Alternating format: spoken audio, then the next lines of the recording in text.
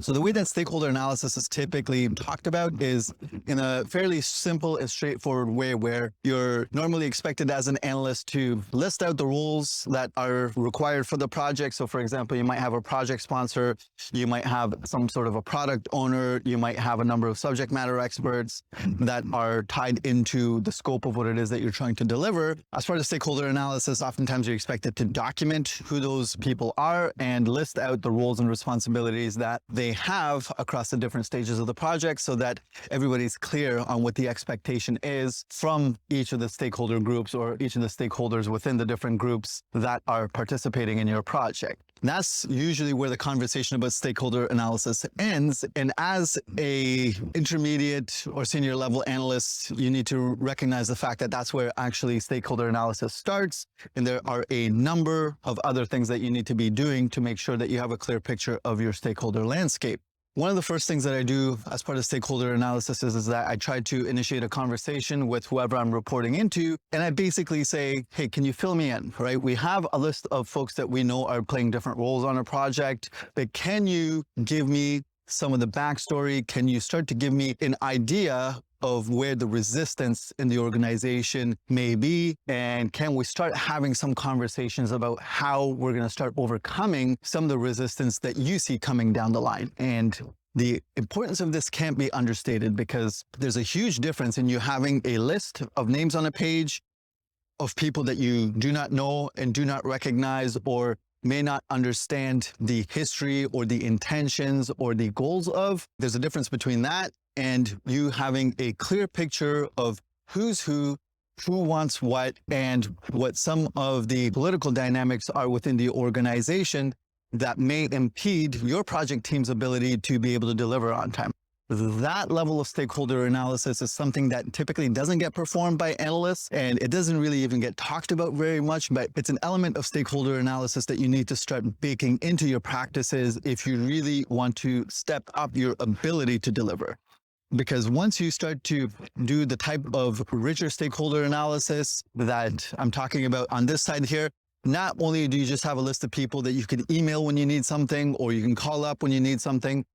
but now you're starting to be able to predict some of the major risks that are potentially coming down the line for your project. And very importantly, what it's starting to do is that it's starting to give you an idea of some of the issues that may be coming up during the workshops that you're expected to run, right? So anytime I'm getting prepared to run a workshop with a set of stakeholders, and one of the very first things that I do is I go through the list of the folks that are attending this, and I try to inform myself as much as possible about where people stand on certain issues that we're going to be discussing. Because one of the worst situations that I can get caught in a conversation is to have somebody throw an issue on the table during my workshops that I'm not prepared to deal with. And that can oftentimes completely throw me off of my agenda. It can throw me off of my script, and the conversation will oftentimes in those scenarios not achieve the results that they were intended to achieve. So this type of stakeholder analysis has a huge impact on a lot of the other activities that you perform, because once you start to understand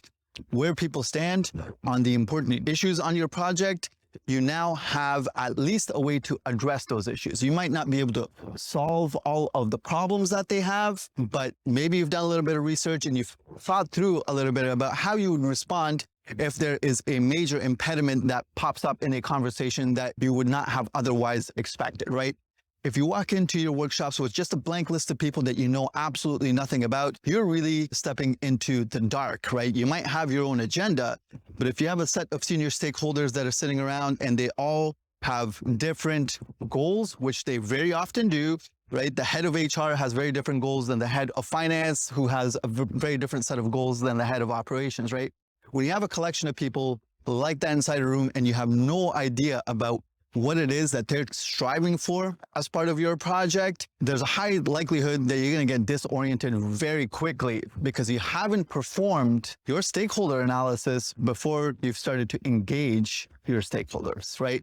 And so I want you to start understanding stakeholder, again, in a richer way than just making sure that you're coming up with a list of folks that you need to consult and really just kind of checking the boxes off. That, again, is your first step, right? But the second step is that you now need to start doing some data gathering and applying some intelligence to your stakeholder analysis so that you can start to understand the political dynamic and you can start to understand where the conversations in certain workshops are going to be leading you. And then even before you get into the workshop, you've already thought through, you've consulted some of your other key project team members, you've consulted your own management, maybe you've even consulted the project sponsor to say, hey, do we think that this is going to be an issue in this meeting? Because I don't want it to derail my workshop and having the conversation devolve into a situation where folks are just really just complaining about what it is that they're looking to get fixed and we're not achieving our objectives, right? So I hope understanding stakeholder analysis in that way gives you a better appreciation for some of the richness and the complexity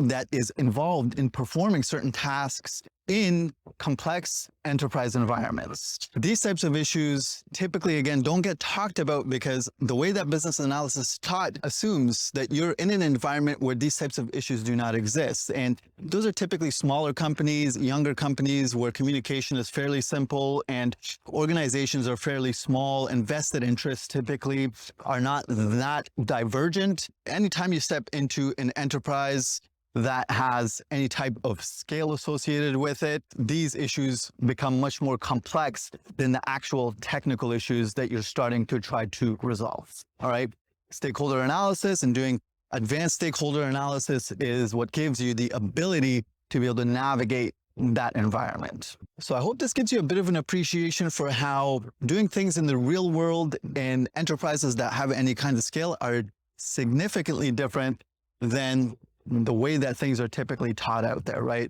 Again, if you're looking at stakeholder analysis as an example, they're just going to say you got to list your stakeholders, you have to list their roles and responsibilities, and they typically don't get into a conversation around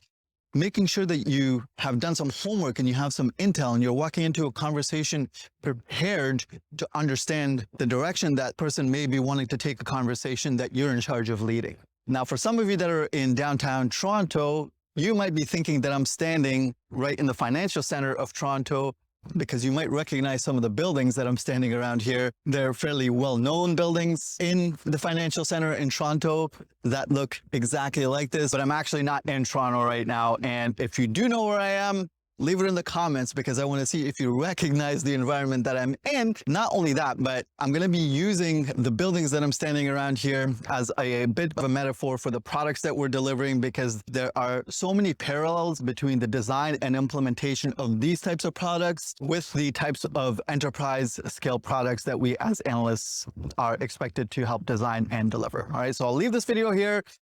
See you on the next one. BA Blocks, the building blocks for your BA career.